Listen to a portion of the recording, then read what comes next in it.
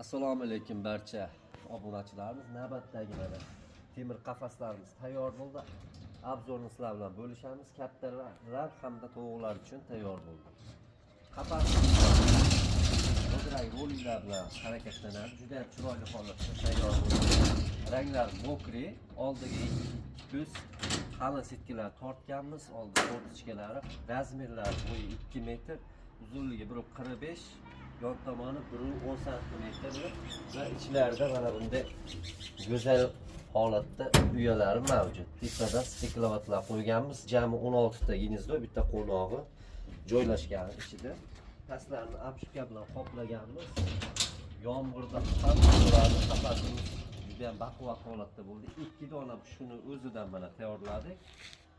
Qolaversa tovuq ishqibozlar uchun mana uzunligi 4 metr, eniga 1.10 cmli tovuq qafasining o'rtasidan bo'lingan. Doy idishlari, sitkalari ham qalindan bo'lgan.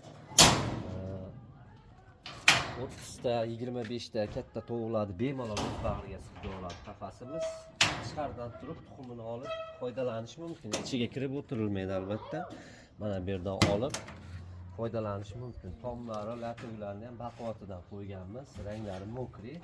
Mana bu yerda katta ishqibozlar uchun mana yana bitta qafasimiz tayyor bo'lgan. Ichi arka ko'rinishda 16 ta gnezdosi hamda bitta parlashxonalari mavjud. Ranglari hammasiniki mokri.